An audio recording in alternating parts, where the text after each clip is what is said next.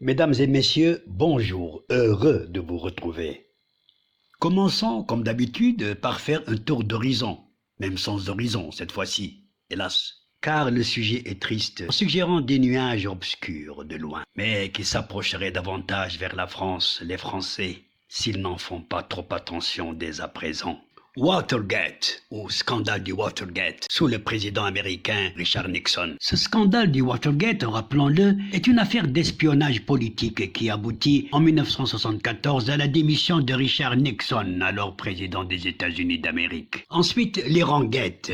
Vous vous en souvenez certainement, le scandale politico-militaire survenu aux États-Unis dans les années 80 pendant le second mandat de l'administration Reagan. Plusieurs hauts responsables du gouvernement fédéral américain ont soutenu un trafic d'armes vers l'Iran malgré l'embargo touchant ce pays. D'aucuns penseraient que ce genre de scandale ne serait concevable qu'aux États-Unis, parce que ce pays fédéral est le père de la démocratie, l'exemple démocratique du monde, dirait-on.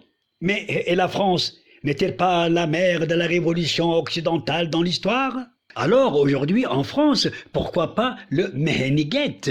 Et pourquoi cela ne devrait arriver qu'aux États-Unis? La France est bien un État démocratique, non? Et occidental par-dessus le marché. Une démocratie européenne, plus précisément, si vous aimez mieux. La France de la liberté, de l'égalité et de la fraternité. La France des Lumières. Celle des maîtres à penser de la démocratie moderne, celle de Jean-Jacques Rousseau et de Montesquieu. Cette France-là, avec ses grands théoriciens de la démocratie, avec ses institutions constitutionnelles de la Ve République, devrait également, à l'instar des États-Unis, respecter et faire respecter les règles de la démocratie dont elle se réclame, et qu'elle réclame au tiers-monde pour l'appliquer, surtout à l'Afrique.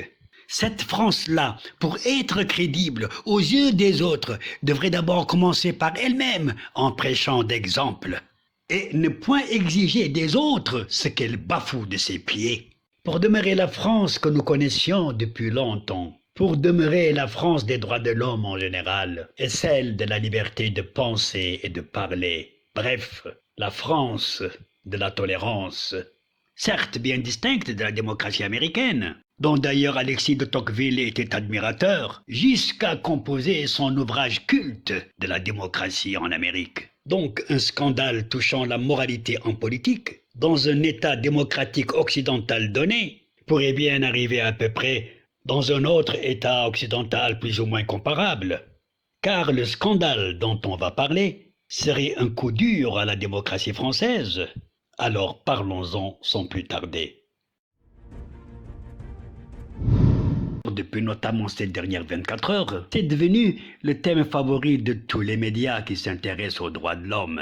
À commencer, ici au Maroc, par le journal électronique Le 360. Oui, parce que ce qui se passe en France intéresse également le Maroc et les Marocains, évidemment. Alors, dans son article du 3 octobre 2022, c'est-à-dire hier, et sous le titre suivant, à savoir « Sous la pression d'Alger », CNews déprogramme in extremis une interview de Farhat Mehenni, le président du MAC. Le MAC, vous le savez, rappelons-le, c'est le mouvement pour l'autodétermination de la Kabylie.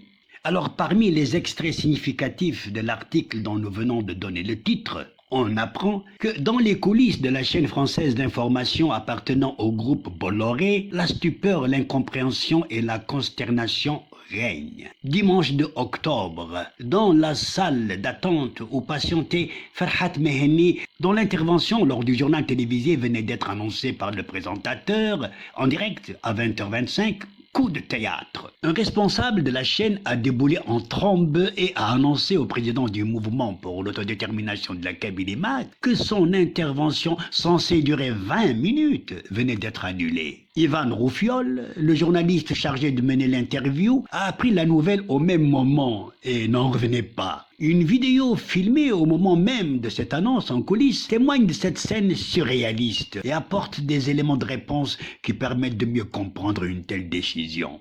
Qu'est-ce qu'il s'est passé? Questionne Mehenni. Est-il demandé à Ivan Roufiol? Réponse: je sais pas, on a le droit de ne rien dire.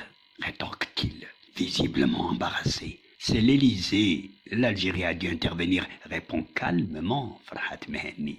Je t'ai annoncé depuis une semaine et la direction est au courant depuis une semaine, se justifie Evan Roufiol. Oh, c'est vraiment invraisemblable. C'est la première fois que ça arrive. Poursuit Evan Roufiol à l'attention de Ferhat Mehenni en glissant au passage. Pensez que son explication est la bonne. Il y a dû y avoir une pression d'Alger. Fin de citation.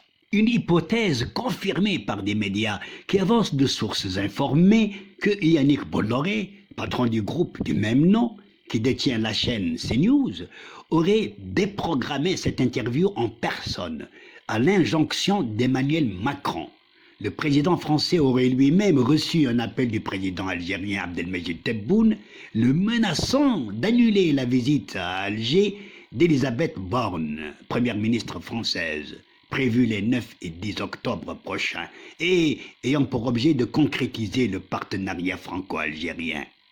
Au programme de cette visite, organisée quelques semaines après celle du président français en Algérie, il est en effet question d'approfondir la coopération bilatérale dans les domaines d'intérêt commun, à savoir une augmentation des livraisons de gaz algérien en direction de la France en pleine crise énergétique alimentée par la guerre en Ukraine. Ferhat Mehenni, poète et chanteur, leader indépendantiste kabyle âgé de 70 ans et réfugié en France depuis 20 ans, confirme ainsi bien, malgré lui son statut de bête noire de la junte au pouvoir en Algérie. De son côté, Abdelmejid Tebboune a tenu parole. Lui qui avait lancé le 18 août dans un discours télévisé ses menaces à peine voilées, je cite, « Nous utiliserons tous les moyens pour qu'il paye cher ».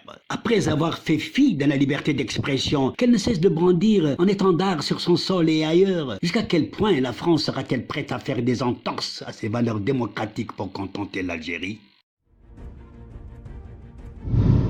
Et cette chroniqueuse distinguée, occidentalement libérale mais bien marocaine, dont j'admire d'ailleurs les analyses sur le 360, avec un français aussi châtié qu'accessible, dont j'admire d'ailleurs les analyses sur le 360 à ne jamais les rater, j'ai nommé Zineb Ibn Zahir. De conclure cet article, objet de notre chronique brûlante, avec cet extrait combien significatif, je cite, « Mais il y a aussi le deux poids deux mesures des autorités françaises dans leur comportement avec les indépendantistes. Alors que la chaîne de télévision d'information en continu France 24 offre une tribune en toute saison aux séparatistes du Polisario, au nom du respect de la liberté d'expression, les autorités françaises censurent de façon décomplexée, au plus haut niveau de l'État, quand ils reçoivent les jérémiades des vieillards qui dirigent l'Algérie. Une duplicité d'autant plus incompréhensible que France 24 est une chaîne du service audiovisuel public français, dont le gros du budget est assuré par le Quai d'Orsay, contrairement à CNews, une chaîne aux capitaux privés.